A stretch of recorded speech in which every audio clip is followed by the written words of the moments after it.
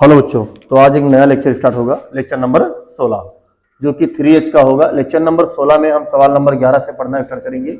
ये class 10th का math चल रहा है, 2 चर वाले रैखिक समीकरण।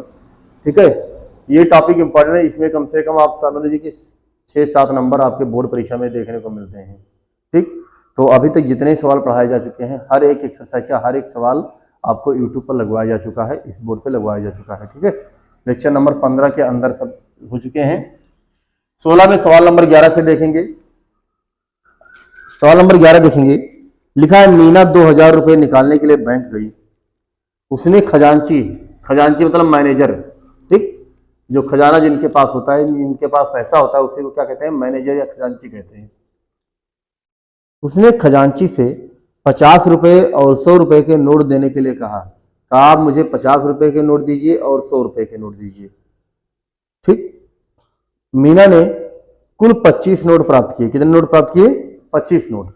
यानी उसने, खजांची ने उसको 100 और 50 रुपए के नोट केवल दिए, जिसमें से केवल टोटल 2000 रुपए निकाली थी उसने, और उसे मिला कितना? 25 नोट मिला। ठीक है, तो पूछ रखा है कि उसने 50 रुपए के कितने नोट पाए और 100 रुपए के कितने नोट मिले। ठीक है, तो हम मान लेंगे, माना 50 रुपए के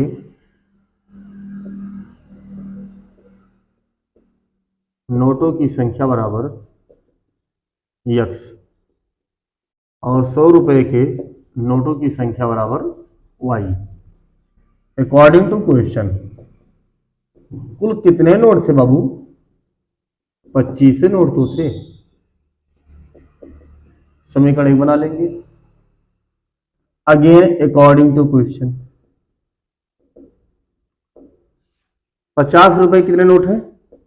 50x और 100y बराबर 2000। कैसे?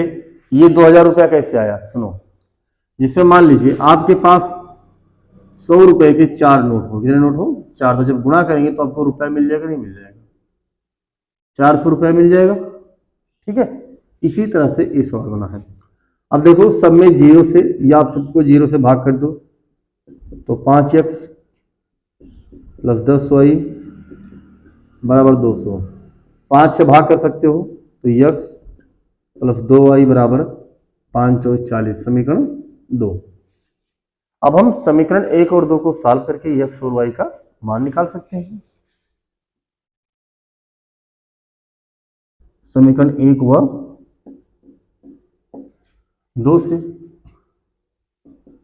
x प्लस वाई बराबर 25, समीकरण 1, और x प्लस 2y बराबर 40, समीकरण 2। माइनस माइनस माइनस, ये दोनों कट गया। -2y में से y जाएगा तो केवल -y बचेगा, और 40 में से 25 जाएगा तो -15 बचेगा।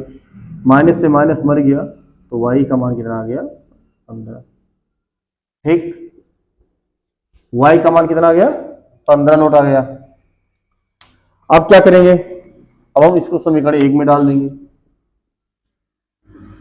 समीकरण 1 से x प्लस वाई बराबर 25 था,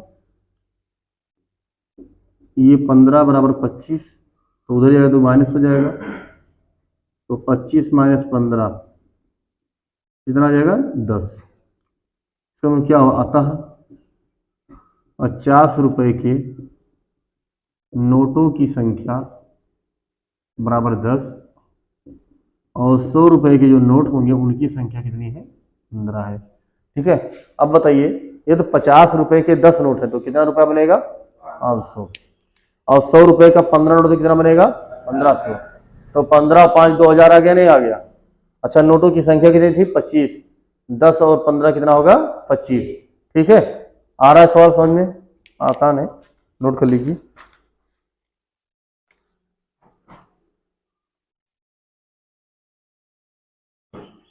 चलिए बाबू, अगला सवाल देखते हैं। सवाल नंबर 12। 12 कुछ इस तरह से है। एक छात्रावास है जिसको हॉस्टल बोलते हैं।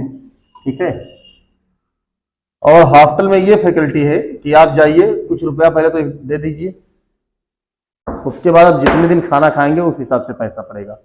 मतलब खाने का पर डे पड़ता है, और प्लस आपको रहने और रहने का वहाँ किराया अलग देना पड़ेगा। तो ये कह रहा है कि एक छात्रावास के मासिक व्यय का एक भाग नियत है, मतलब कुछ भाग तो नियत कर दिया गया है कि आपका इतना रुपया महीना देना पड़ेगा। आप खाना खाओ तो ठीक, ना खाओ तो ठीक।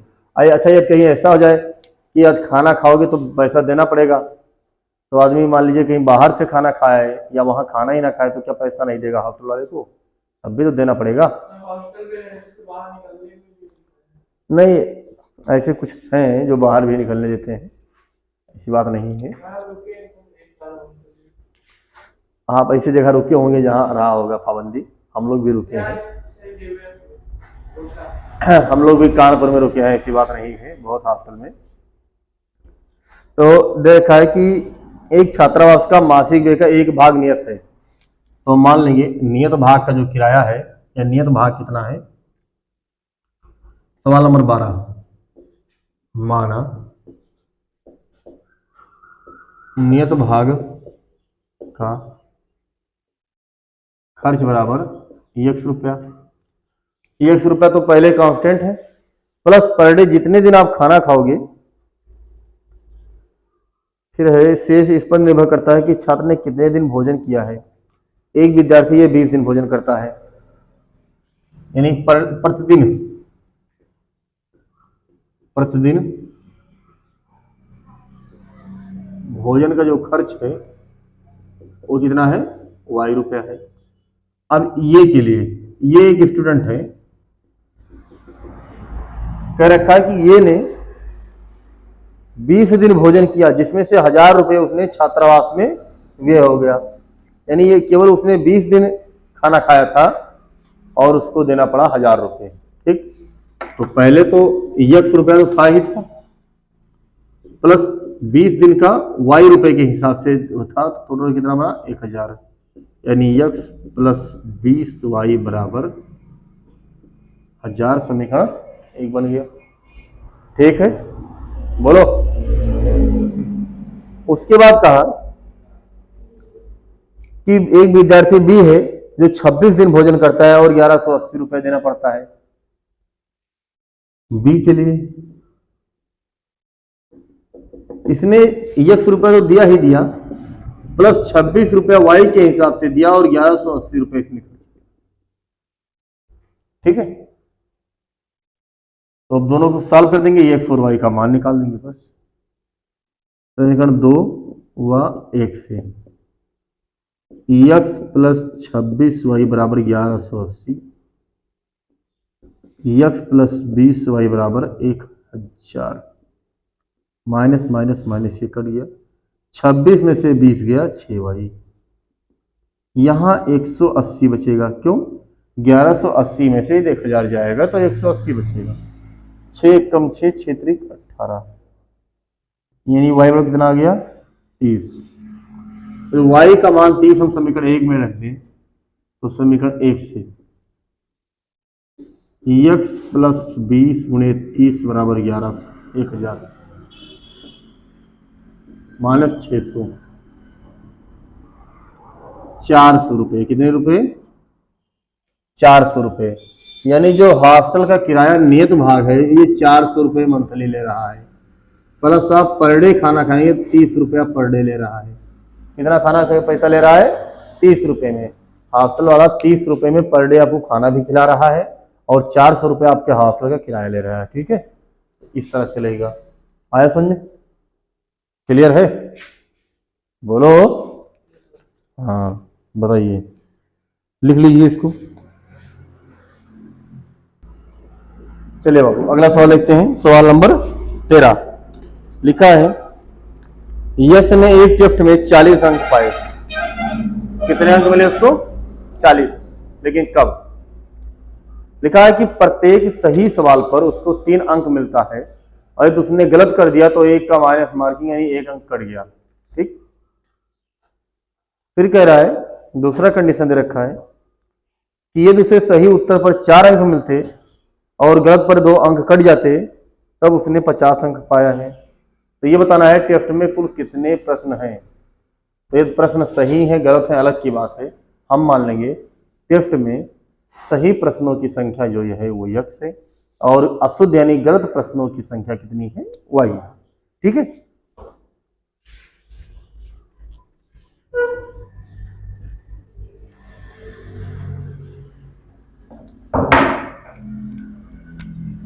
सवाल नंबर 13, माना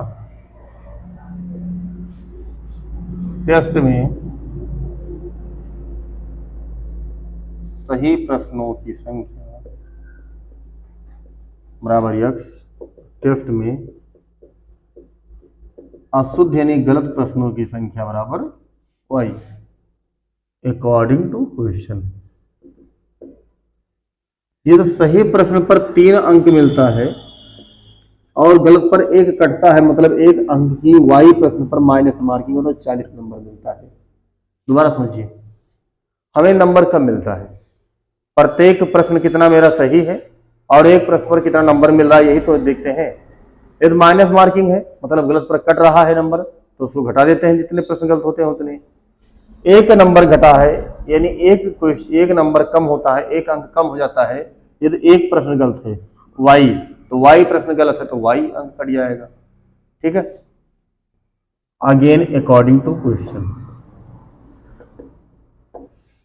कह रखा है कि यदि हर सही सवाल पर उसे 4 अंक मिलते हैं, कितने अंक मिलते हैं, और 2 कट जाते गलत, तब उसे कितना अंक मिलता, 50। कितना नंबर पाया था उसने, 50। 2 से भाग कर दीजिए तो 2x माइनस वाई बराबर 25। समीकरण 2 बना लीजिए। समीकरण 1 और 2 को सॉल्व कर देना है और कुछ नहीं। समीकरण 1 हुआ 2 से, ठीक है, 1 और 2 को सॉल्व कर देंगे, आपको सही प्रश्नों की संख्या मिल जाएगी, गलत प्रश्नों की संख्या मिल जाएगी। और लेकिन पूछा है कि टेस्ट में कुल कितने प्रश्न हैं, यदि हम दोनों को जोड़ देंगे तो टेस्ट में कुल प्रश्नों की संख्या मिल जाएगी, नहीं मिल जाएगी, मिल जाएगी, सॉल्व हो जाएगा। चलो सॉल्व करो, करके दिखा दो, सॉल्व करो। चलिए सवाल नंबर पहले 14 देख लेते हैं क्या है, 15 ने पहले 14 देखेंगे।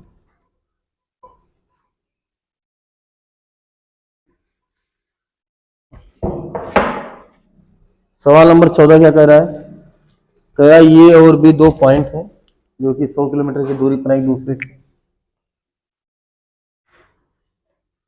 ये और भी 2 पॉइंट हैं एक दूसरे से 100 किलोमीटर की दूरी पर। कह रहा है कि 2 कार हैं, एक ये से चलती है, दूसरा बी पर है। एक कार ये पर है, ये पर है, और दूसरा कार बी पर है। हम मानेंगे, माना कार ये की चाल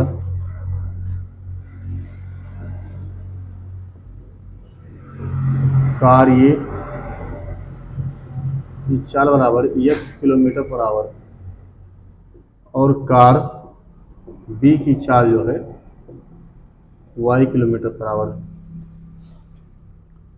अकॉर्डिंग टू क्वेश्चन कह रखा है कि दूरी है वो 100 किलोमीटर का है। जब दोनों कार एक ही दिशा में चलते हैं, तो एक ही दिशा में चलेंगे तो उनकी चाल घटानी पड़ेगी, ठीक। तो जब दोनों कार एक ही दिशा में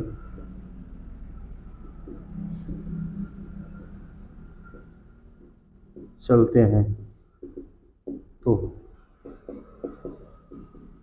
सापेक्ष चाल x माइनस वाई बराबर दूरी बटा समय, यानी x माइनस वाई बराबर 20। समीकरण 1 बना लो, ठीक है। अगेन अकॉर्डिंग टू क्वेश्चन, जब दोनों कार एक दूसरे के विपरीत दिशा में, एक इधर जाए तो एक इधर आए, तो दोनों जल्दी चलेंगे ना, तो चाल वहां जुड़ जाएगी। जब दोनों कार एक दूसरे के विपरीत दिशा में चलते हैं तो सापेक्ष चाल क्या होगी, x प्लस वाई बराबर 100/1। 1 घंटा लगता है, कितना लगता है, 1, मतलब एक इधर जाएगा एक इधर, तो पहुंचने में कितना 5 घंटा लगा। एक इधर जा रहा है इधर जा रहा है तो 1 घंटा लगेगा। अब आप समीकरण 1 और 2 को सॉल्व कर देंगे। एक हुआ 2 से x माइनस वाई बराबर 20 समीकरण 1, x प्लस वाई बराबर 100 समीकरण 2, y से y x x बराबर 120, ये 60 आ गया, एक बराबर कितना आ गया 60। समीकरण 1 से x माइनस वाई बराबर 20, x बराबर 60, 20 को इधर लाएंगे, y को उधर ले जाएंगे, तो y बराबर 40 किलोमीटर पर आवर, यानी पहले कार की जो चाल है वो 60 किलोमीटर पर आवर है और जो दूसरी कार है उसकी चाल 40 किलोमीटर पर आवर है। बोलो समझ में आया नहीं है? ठीक है, आ गया समझ में? चलिए इसको नोट कर लीजिए। फिर सवाल नंबर 15 हम लगवा रहे हैं।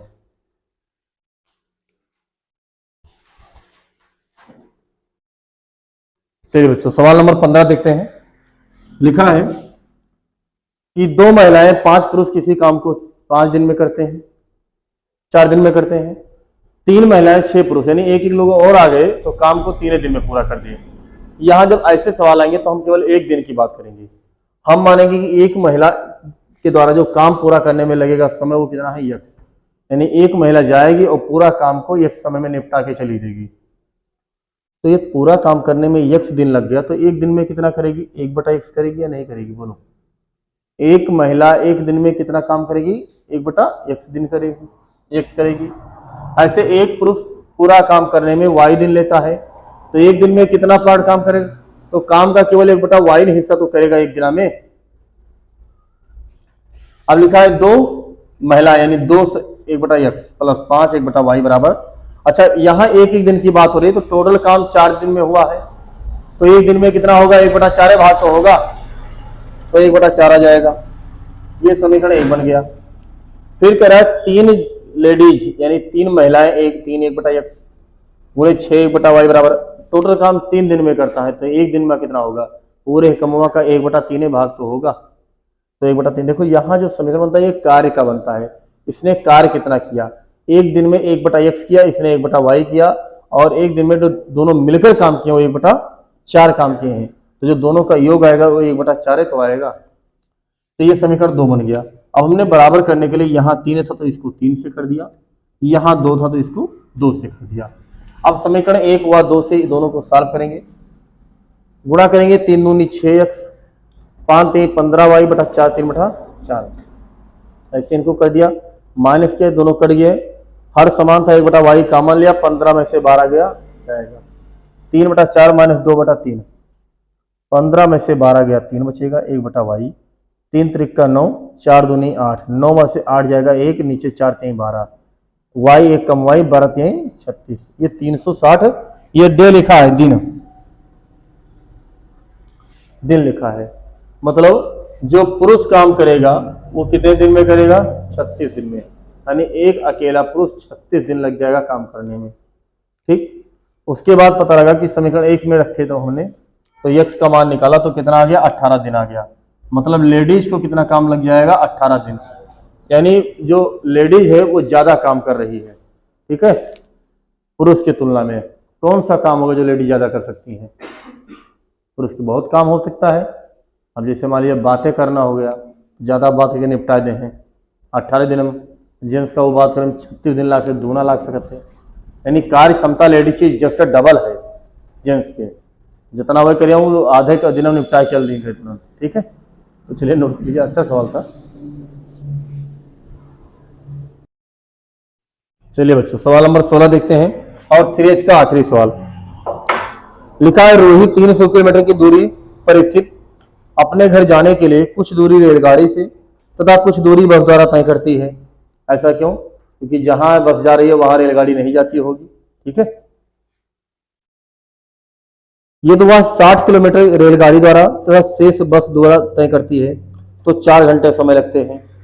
ठीक है, ये तो वह 100 किलोमीटर रेलगाड़ी से चले और बाकी बस से चले तो 10 मिनट और समय लगता है, मतलब रेलगाड़ी जो है वो ज्यादा समय ले ली है कुछ। ठीक है, तो ऐसे सवाल को क्या करेंगे, हम मानेंगे, माना रेलगाड़ी की चाल जो है वो x किलोमीटर प्रति घंटा है और बस की चाल जो है वो कितनी है? y किलोमीटर प्रति घंटे की स्पीड से।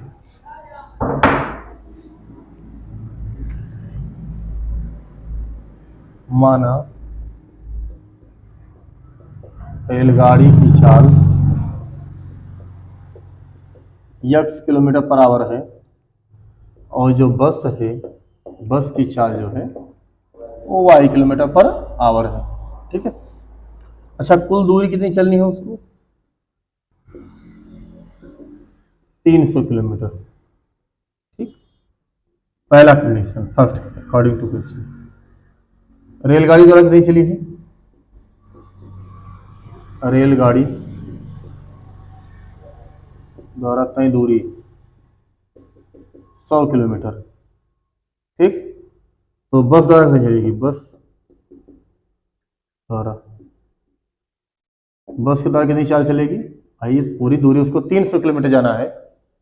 यदि रेलगाड़ी से 100 किलोमीटर गई है तो बस से कितना? 200 किलोमीटर, सॉरी 60 किलोमीटर गई है, वह 60 किलोमीटर, केवल रेलगाड़ी से 60 किलोमीटर गई है तो बस से कितने? 240 किलोमीटर बस से जाएगी।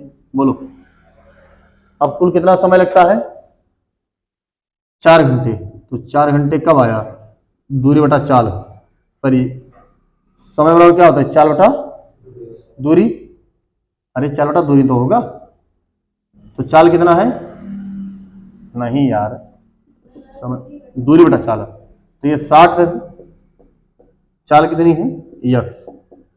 बस से कितने? 240 किलोमीटर गई है y की स्पीड से, तो कितना समय लगा? 4 घंटे। अब चाहो तो 4 से सबको भाग कर सकते हो, तो ये 15 चौके 60, 6 चौके 24 बराबर 1, समीकरण 1 बन जाएगा। ठीक है, आया समझ में? लिखें दूसरा कंडीशन क्या कह रहा है कि यदि वो 100 किलोमीटर रेलगाड़ी से जाए,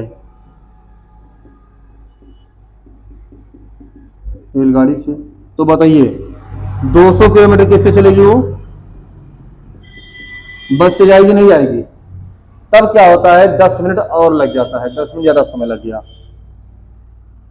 समय और दूरी बटा चाल, भाई बस की चाल है तो बस वाली दूरी को भाग करेंगे y से।